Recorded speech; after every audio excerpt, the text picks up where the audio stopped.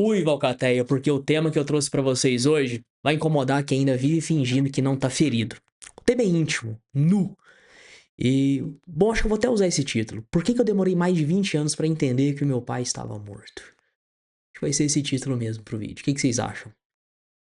Vem comigo que você vai entender o que que eu tô querendo dizer. Não morto no corpo, isso eu tinha certeza, mas no papel que ele ainda ocupava dentro de mim. Porque às vezes a gente enterra o caixão, mas continua conversando com o fantasma. Isso já aconteceu com você? Quem que você ainda não sepultou por inteiro aí dentro? Com quem que você anda conversando? Né? Tem gente que... Gente, nós, né? Tô abrindo o jogo aqui com vocês, rasgando o peito. Às vezes a gente acha que superou, mas no fundo só transformou o luto em um fantasma que nos assombra. Né? Um personagem. A gente finge que seguiu em frente, mas carrega o outro como se ele estivesse ali ainda, vivendo uma espécie de raiva, ou culpa, o silêncio, ou todos esses três e mais quaisquer que sejam sentimentos ali que parece que não permitem que você siga a sua vida, porque isso te adoece, isso te paralisa. E o pior, isso contamina o vínculo que você tenta construir com outras pessoas, porque quem não enterrou seus mortos acaba sangrando em quem nem fez parte dessa história, né? Você vai acabar sangrando, deixando a sua ferida sangrar em quem não te feriu, né? E foi isso que aconteceu comigo, né? Porque eu vivi esse... Nossa, tô com... Deixa eu dormir de mau jeito. Eu vivi esses sentimentos de raiva, culpa e um silêncio que gritava, ecoava na minha mente, é, após o falecimento do meu pai. Eu vou explicar pra vocês por quê. Eu tinha mais ou menos assim de 8 para 9 anos e até hoje assim, minha memória ela tem alguns buracos, sabe? Eu lembro de detalhes, eu lembro de flashes de ver no jornal. Sim, passou no Jornal Nacional, foi um acidente bem feio mesmo.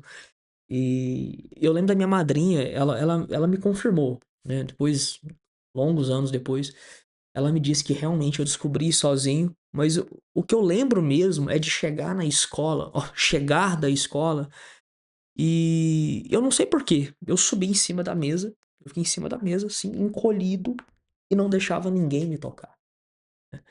É, sabe, daqui, não quero ninguém perto de mim. Aí gritava e chorava, gritava, chorava, empurrava quem chegasse perto, quem fosse, não importa. A única pessoa que talvez eu deixaria chegar perto de mim naquele momento seria minha avó paterna. Mas eu não preciso nem dizer como é que tava o estado dela, né, gente? Eu acho que nenhum pai, mãe, espera que um filho vá antes dele. É, não é assim que é pra ser, entendeu? Ah, quem falou que não é, Alexandre? Porra, cara, você fazer uma pergunta dessa é porque você não tem filho, entendeu? Então, assim, minha avó, ela tava... E eu lembro de ver essa cena também, né? Que eu cheguei na casa da minha avó e eu lembro de ver ela sendo deitada, né, na verdade, assim. Ela tava encostada, né? Na cabeceira, né? Sentada na cama, mas encostada assim na cabeceira. E eles estavam tentando dar uma sopa pra ela, porque ela não tinha comido nada. E aos prantos, sabe, assim. Era desesperador. A imagem dela, se eu fosse pra descrever de alguma maneira, é como se toda a esperança que existisse naquele quarto tivesse ido embora, sabe? Nossa, é foda, né? E, enfim, voltando aqui. E eles não deixaram eu participar do velório. E isso me deixou com muita raiva também, sabe? Então, assim, me levaram lá, vi minha avó e tal, vi alguns parentes, mas logo em seguida, acho que eles decidiram ali, sabe? A gente foi tudo na hora, rápido, né? Ah, não, é melhor ele não ver, que eu não sei mais o que, e me levaram embora. Eu não participei do velório. E naquela semana, eu mesmo e meu pai, a gente tinha brigado. É, foda. Eu tomei as dores da minha mãe, né? Eles já estavam separados há um bom tempo. E eu entrei, assim, foi muito difícil pra mim. Porque o que que acontece? A minha mãe, ela traiu meu pai com o cara que se dizia o melhor amigo dela. Ó, dele, do meu pai. Eu lembro de ver esse cara batendo nas costas do meu pai. Eu lembro de ver esse cara, assim, abraçando meu pai, entendeu? Ele se dizia o melhor amigo do meu pai. Aí você vai perguntar assim, Alexandre, mas quem que te contou? Será que não é mentira que sua mãe fez isso? Não é possível, cara. Pô, o cara que se dizia o melhor amigo dele, que filha da... né? Eu vi ele pulando o muro de casa, pedindo assim, ó, fazer silêncio. Ia lá ver minha mãe. Eu tinha 6 anos. 5 para 6 anos. Acho que 6. Eu lembro, né? E inclusive esse foi o cara que quando minha mãe, né, se separou do meu pai, ela foi morar, viver com esse cara, que era um cara doido, que também tinha outra família, mas também não quis largar essa família. Aí ele, né, tentava manter as duas famílias, olha que loucura, né? E ele foi o cara que espancava minha mãe, sabe? Espancava, não tô falando de empurrão, por mais duro que já seja, né, cruel que já seja, não tô falando de um soco, falando de espancamento mesmo, sabe? Já vi ele abusando dela na minha frente. Não me colocou ali pra ver, entendeu? Eu entrei em casa, né? Tava tudo trancado, pulei o portão e, e eu chutei a porta, porque tava tudo muito estranho, sabe? E aí eu vi a cena. Ela com os olhos lacrimejando, né? Cheio de lágrimas. Bora. Só que assim, minha mãe ela sempre foi muito impulsiva. E aqui, ó, não é um momento pra descer o cacete na minha mãe. Não, o berço dela foi uma merda. Uma família completamente desestruturada, né? Foi horrível o que ela fez. Cara, fazer o quê, né? E... Só que as escolhas dela trouxe, assim, péssimas experiências pra nós, né? Essas coisas que eu vi, também não queria que ela apanhasse, entendeu? Espancada. Ir pro hospital com as costelas quebradas, maxilar e tudo, e não queria isso, né? Independente, assim, da raiva que eu tive dela, né? Pelas escolhas que ela fez, eu não desejaria posso ter esse, pô, né? Acho que você me entende, você que tá aqui me assistindo. Só que ela, durante muito tempo, pra justificar isso, né? Na imaturidade dela, ela falava mal do meu pai. Muito mal. Né? Assim, mas que seu pai era sem vergonha, que seu pai era isso, que seu pai era aquilo. Tá, tudo bem, mano, nunca vi nada dele, entendeu? Mas eu vi outro cara pulando o muro de casa. E mesmo que fosse, né? Vamos partir do pressuposto que o meu pai, ela descobriu uma coisa, ele errou, que eu não sei mais o que. Vamos partir do pressuposto. Justifica, né? Cara, e se você tá aqui me vendo e tá traindo, pô, não justifica. Você tá tentando aí mentir pra si mesmo. Mas minha esposa, ela é muito macho, ela não me procura. Aí você, em vez de conversar, buscar uma terapia de casal, ou terminar que seja, você vai trair, né? O mesmo vale pra você, mulher, né? Mas meu marido, ele tá broxa, meu marido... Aí isso justifica trair. Não justifica. Então ela falava muito mal. E, e eu lembro que naquela semana o meu pai me buscou pra ir pra casa dele. A gente passar um tempo junto. Ele ia viajar. Ele até queria que eu fosse pra essa viagem com ele. E eu não quis. E a gente acabou brigando, né? Discutindo feio mesmo. Porque assim, eu não joguei nada na cara dele. A respeito dele com a minha mãe. Mas eu vivia com raiva, sabe?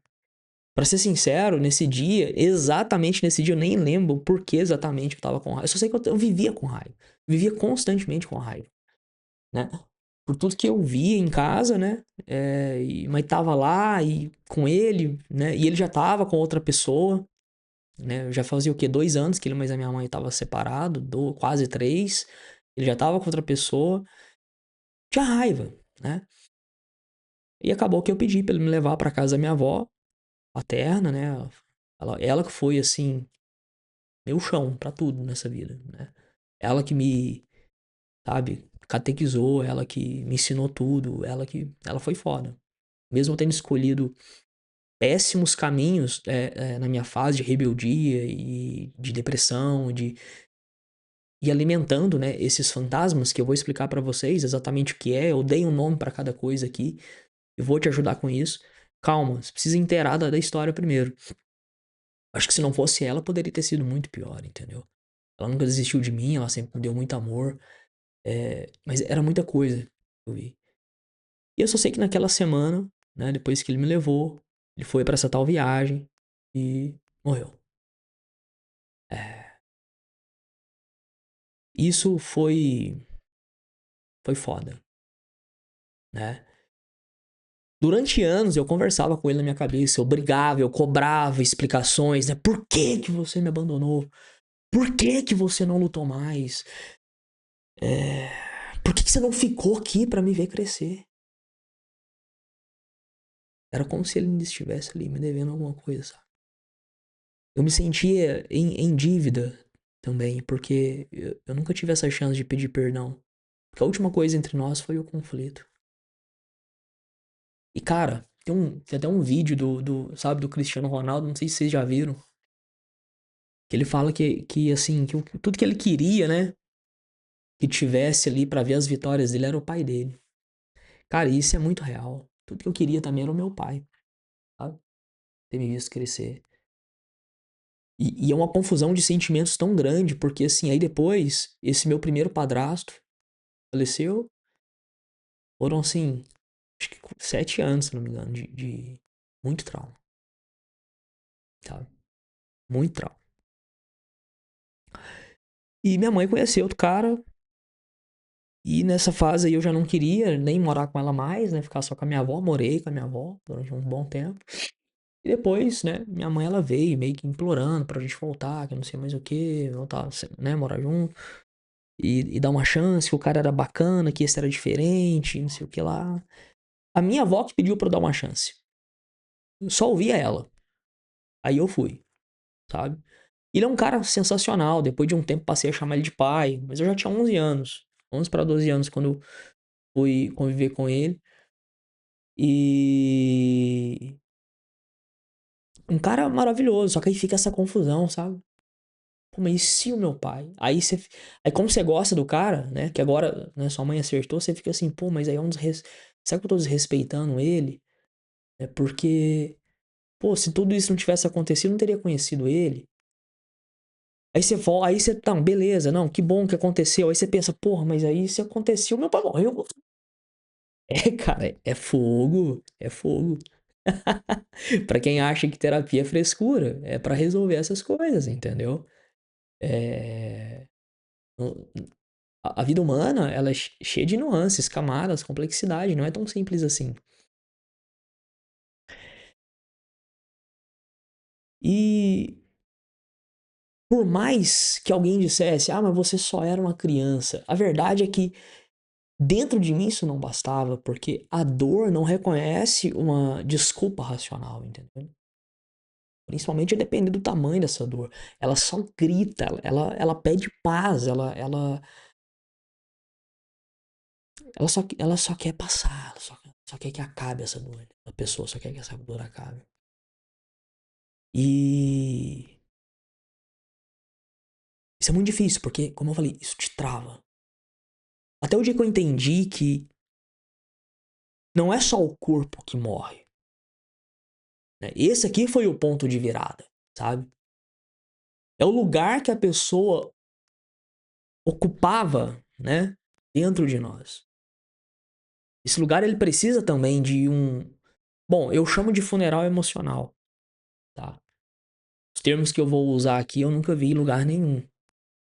Funeral emocional, luto congelado, já vou explicar pra vocês. É... Não, e detalhe, né? Eu ia me empolguei tanto que eu ia até me apresentar pra vocês aqui, esqueci, né? Quase 15 minutos de aula. Aula com testemunho, né? Pra quem não me conhece, seja bem-vindo. Eu sou Alexandre Marques, psicoterapeuta e criador da psicologia da identidade. Eu já ajudei aí centenas de casais a restaurarem, né, seus casamentos, seus relacionamentos, né? Já ajudei namorados a se prepararem melhor, noivos, mas antes de qualquer coisa, eu sempre ajudo a pessoa de cada um. Eu atendo pessoas, eu não atendo só casais. Então, você não precisa estar com um problema no seu casamento aí para te ajudar. Pode ser um trauma, né?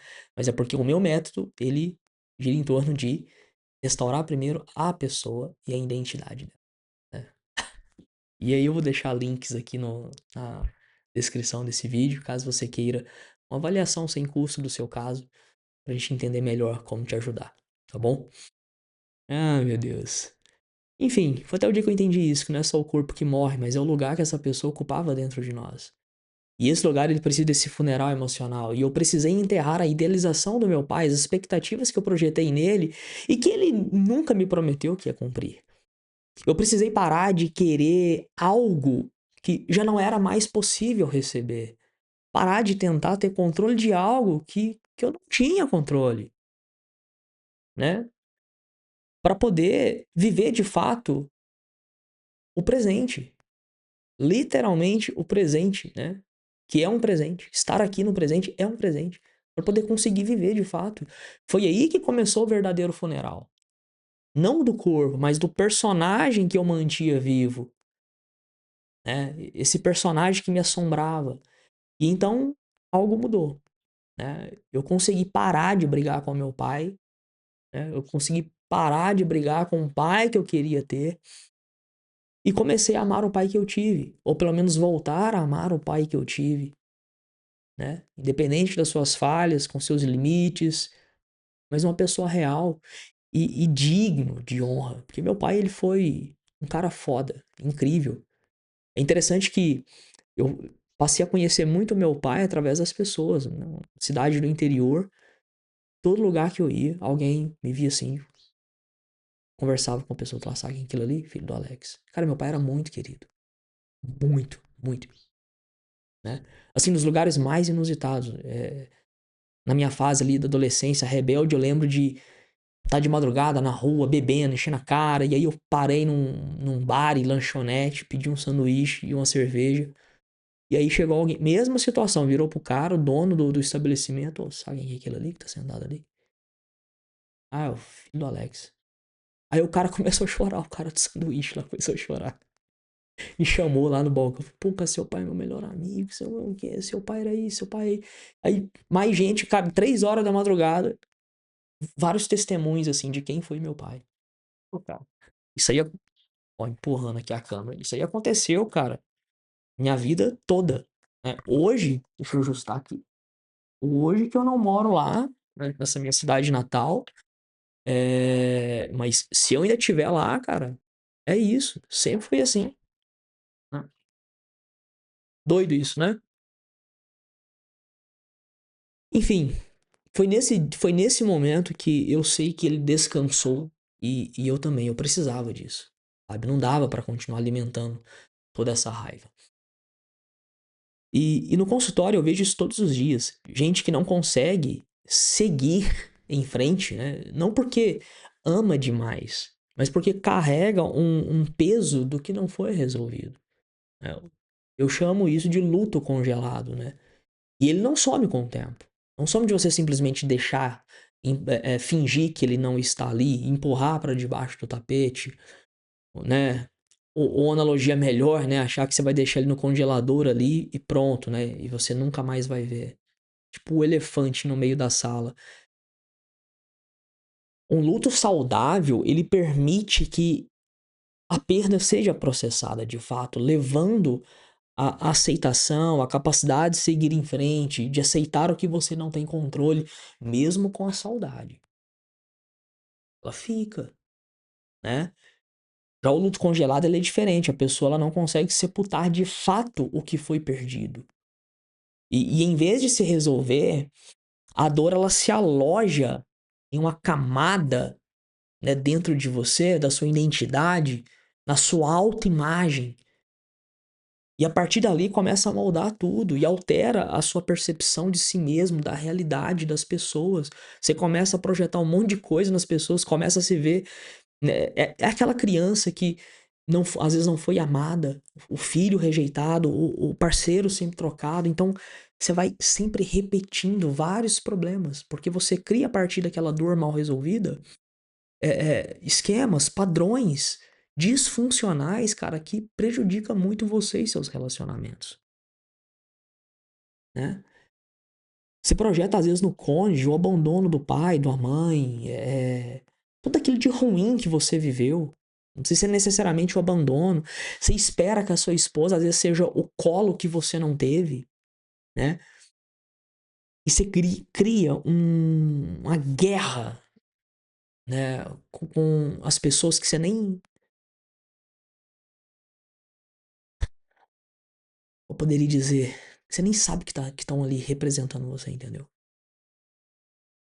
Pelo menos a idealização que você criou dentro de você, que você se prendeu àquilo, você não quer deixar isso pra lá. Como se você ficasse viciado.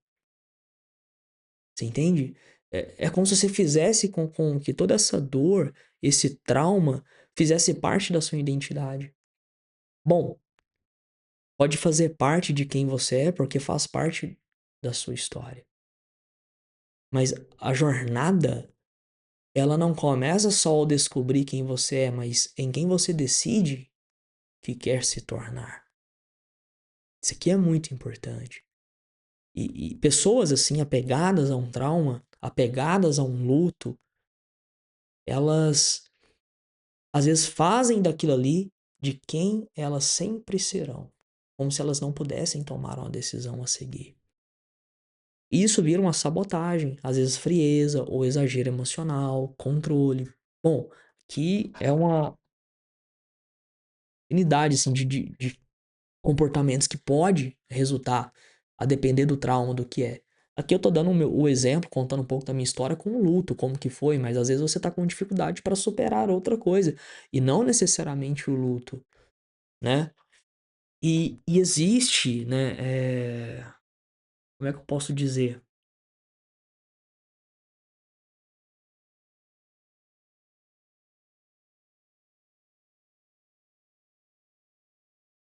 É que você é que às vezes, essa dor ela te faz você reagir como se ainda estivesse lá, entendeu? Se foi com 8 anos, às vezes tem hora que você vai ter comportamentos uma criança de 8 anos, entendeu? Só que você não percebe. Aí você começa a cobrar das pessoas: "Ah, mas você não me entende, você não me entende". De fato, às vezes vão ter pessoas que não vão te entender. Mas será que você também não tá procurando no lugar errado quem que você realmente precisa que te entenda e te ajuda a curar isso? E eu tô aqui, ó, pra te ajudar, né? O seu cônjuge, ele não tá ali pra ser seu pai ou sua mãe. Não, você não pode cobrar um papel que não é dele, né? Você não pode, desejar que o mundo inteiro devesse curar o que só você pode fazer por si mesmo, sabe? É com você. Você não pode achar que todo mundo tá te devendo alguma coisa. E existe uma ordem para você recuperar essa identidade, reconstruir a sua identidade, né? Ao vínculo, né? Porque, olha só, isso não é você esquecer quem a pessoa foi. Não é esquecer o trauma que você viveu. Nem é possível. No caso do luto, é você resignificar as lembranças, né? Ficar com as lembranças boas. Significa que você nunca mais vai chorar? Não, você vai chorar, mas agora é um choro de saudade, da lembrança boa. Você entende que fica e não algo que te paralisa. Se tá te paralisando, tá errado, né? Sobre o trauma, a mesma coisa, né? Às vezes, as pessoas elas pensam que superar um trauma é, sei lá, uma espécie de amnésia, né? Eu não lembro mais agora, superei. Fala, não é assim. É você entender que aquilo não define quem você é e quem você quer ser. Porque olha, às vezes, ó, falando de um trauma, né, causado por uma situação que você não teve controle, sei lá, um abuso, eh, abandono dos pais, sei lá, o que aconteceu contigo. Veja só, eu gosto muito dessa analogia aqui. A pessoa ela foi lá e te empurrou na lama. Você tá afundando até o pescoço nesse poço de lama. Aí o Alexandre, venho te ajudar. Eu estendo a mão, eu jogo uma corda, eu jogo um galho. Eu falo: vem cá, tô te ajudando, tá aqui". Aí você, de braços cruzados, assim, ó, só afundando na lama. Não, quem me colocou aqui, quem que me machucou, quem que me causou esse trauma que vem me tirar. Só que essa pessoa, na maioria das vezes, não vai vir pra te tirar, entendeu? É como se fosse isso. É claro, né, que assim, no caso de um abuso, por exemplo, não é que a pessoa quer literal acho que assim, precisa desenhar o desenho, não é que ela literalmente tá esperando o abusador ir lá tirar, não. Não é isso que eu estou dizendo. Mas o comportamento é como se fosse isso, né, ele reflete isso. Assim, que a pessoa é como se ela não quisesse ser ajudada mesmo, ela quer ficar ali. Ela quer ficar com o dedo, assim, na ferida. Você tem que seguir, né. Por isso que eu acho tão importante quando chegam casais que me procuram, né, que é uma demanda grande que eu tenho, apesar de não atender só casais, e antes de restaurar qualquer casamento, qualquer relação, qualquer projeto, tem que restaurar a pessoa. Eu restauro a identidade, a sua identidade, porque a ordem certa começa de dentro pra fora. Às vezes o que parece um casamento falido é só uma pessoa tentando resolver com o outro um buraco que o outro nem tem como preencher, não vai. Às vezes você quer que sua esposa, o teu marido preencha um buraco emocional em você que não cabe a ele. E a questão não reside no presente relacionamento, mas sim nesse seu passado mal resolvido, né. Então, depois, assim, de tantos atendimentos e gosto de sangue na boca, sabe, saber o que que é sofrimento, eu, né, estudando, estudando, estudando, criei a psicologia da identidade, né, que é o meu método, ele prioriza a restauração de dentro pra fora, né, acaba com esse luto congelado que corrompe a sua identidade. Esse luto pode ser literalmente um luto ou por um trauma que você tá vivendo e você não consegue deixar aquilo de lado e que corrompe, como eu falei, a sua identidade. E esse funeral emocional é o passo, assim, crucial pra restaurar a gente, sabe? Ao lidar com aquilo que não foi sepultado, superado, sabe? Enfrentado de fato. Então, pare de dar explicações pra quem não pode mais falar. Pense nisso. Às vezes foi quem te causou um trauma. Fez algo horrível com você. Você não precisa dar explicação pra essa pessoa. Você nem deve querer explicação dela. Fez algo terrível com você. Esquece isso. Eu não tô aqui diminuindo a sua dor. Eu só tô dizendo que você não pode mais ficar preso nisso, porque isso tá atrapalhando quem você pode ser. E se foi de fato alguém que já se foi, né? Pior ainda. São coisas que você não tem controle. O que mais tá te paralisando é você tentar ter controle daquilo que você não pode. Agora, uma coisa você pode da sua vida. Das decisões que você vai tomar a partir daqui, depois de ter assistido essa aula.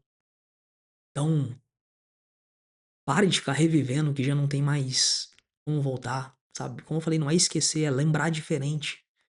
É lembrar com dignidade, com resiliência, é parar de mentir sobre o lugar que aquela pessoa ocupa dentro de você. Seja alguém importante que você perdeu, que você sente falta, ou seja um trauma que você viveu, seja alguém que te machucou. Você tá dando um lugar pra essa pessoa ocupar dentro de você que não pode. Mesmo pra alguém que você amou muito. Tem que ser diferente, né. E é enterrar o que já deveria estar descansado, sabe. Então assim, se você que tá ouvindo isso aqui, você sentiu que tem alguma coisa aí que ainda não partiu, que talvez, né, talvez esteja na hora de fazer esse funeral emocional, sinais como você se sentir paralisado por um adulto passado, continuar conversando com quem já partiu ou com quem te feriu, né, e você fica sempre nesse diálogo interno, ruminando tudo aquilo que te faz sofrer, te fez sofrer, né. Se você projeta abandonos nas suas novas relações ou abandona antes de ser abandonado, né, você rejeita primeiro por esse medo. Você tem uma autoimagem distorcida. Se isso aqui te descreve de alguma maneira, pode ser um sinal. Então, assim, passar por esse processo não vai apagar a sua história, mas pode pela primeira vez selar esse luto com verdade. Devolver a sua identidade, sabe? Reconstruir a sua identidade. Te fazer inteiro novamente. Beleza? Isso é importante. Se precisar de ajuda, né? Os links estão aqui na descrição, só entrar em contato, tá bom? Tem uma avaliação aí sem custo. Vou deixar aqui um vídeo importante também aqui no final. São 5 sinais que o seu casamento precisa de vulnerabilidade. Olha que doido. Só assistindo, não vou te explicar aqui. Senta o dedão no like, tá? Compartilhe esse vídeo com alguém que você sabe que precisa. Deixa um comentário aqui o que você achou dessa aula. O teu feedback é importante. E qual que é o próximo tema que você gostaria de ver nos vídeos seguintes? Lembrando que toda quarta-feira eu quero publicar um vídeo, né, mais técnico, né, falando de algum tema específico, bem específico. E na sexta-feira eu vou trazer assim também, né, psicologia e tudo mais, só que algo mais pessoal, mais íntimo sobre mim, pra gente ir se conhecendo. E por isso que é importante você comentar aqui. Grande abraço, fique em paz, Deus abençoe.